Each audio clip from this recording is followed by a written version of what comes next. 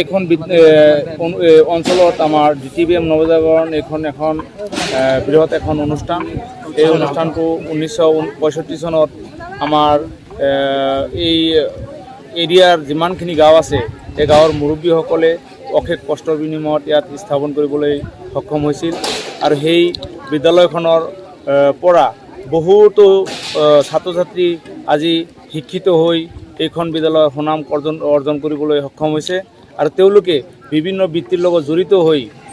ডাঙৰ ডাঙৰ চাকৰি পাবলৈ সক্ষম হৈছে, বিভিন্ন বিজনেছ কৰিবলৈ মানে ভাল বিজনেছ কৰি আছে আৰু এই সুনাম অৰ্জন কৰিয়ে অনাৰ কাৰণে এইখন বিদ্যালয়ৰ শিক্ষক শিক্ষয়িত্ৰী, প্ৰাক্তন শিক্ষক শিক্ষয়িত্ৰী, প্ৰাক্তন ছাত্ৰ ছাত্ৰীসকলে এইখন বিদ্যালয়ৰ অধ্যয়নৰত ছাত্ৰ ছাত্ৰীসকলে একত্ৰিত হৈ এক মহামিলনৰ জৰিয়তে এখন প্ৰাক্তন ছাত্ৰ সমাৰোহ উদযাপন কৰিম বুলি আশা কৰি আজি এই অনুষ্ঠান পাতিবলৈ আমি সক্ষম হৈছোঁ আৰু সেই অনুষ্ঠানৰ প্ৰাক্তন ছাত্ৰ সমাৰোহৰ আজি শুভ উদ্বোধন কৰা হ'ল লাই খুঁটা স্থাপনৰ জৰিয়তে। গতিকে আজি আমাৰ ইতিমধ্যে আমাৰ আমন্ত্ৰিত অতিথিসকল আমাৰ মাজত আহি উপস্থিত হৈ তেওঁলোকে লাই খুঁটা স্থাপনৰ জৰিয়তে আমাৰ এই কাৰ্যসূচীৰ মুকলি মেলিলে। আমাৰ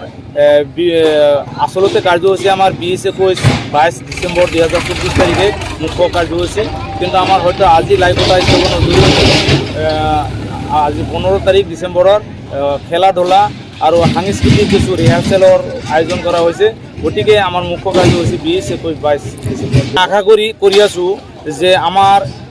আজিৰ প্ৰজন্মই যাতে এই যোৱা প্ৰজন্মৰ আমাৰ যিসকল ব্যক্তিয়ে আমাৰ এইখন বিদ্যালয়ৰ পৰা সুখ্যাতি অৰ্জন হৈ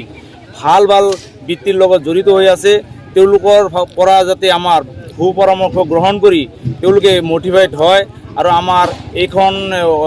সমাৰোহত আমি বিভিন্ন পৰ্যায়ৰ ভাল ভাল বিজ্ঞ আমি হয়তো বক্তা আমি মাতিছোঁ, তেওঁলোকৰ পৰা যাতে আমি ভাল মানে ভাষণবিলাক শুনি ভাল এটা মটিভেট হোৱাৰ কাৰণে আমাৰ ছাত্ৰ ছাত্ৰী মানে এটা প্ৰেৰণা বা উৎসাহ তেওঁলোকে পাবলৈ সক্ষম হয় আৰু আমাৰ এইখন বিদ্যালয়ত হয়তো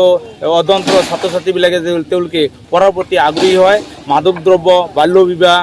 কুসংস্কাৰসমূহ যাতে পৰিহাৰ কৰিবলৈ মানে সক্ষম হয়। ভাবোঁ যে আমাৰ এই সমাৰোহৰ জৰিয়তে প্ৰাক্তন ছাত্ৰ ছাত্ৰী আৰু বৰ্তমানৰ ছাত্ৰ ছাত্ৰী আটাই মানে অনুপ্ৰাণিত হ'ব, তেওঁলোকে মানে বহুত মানে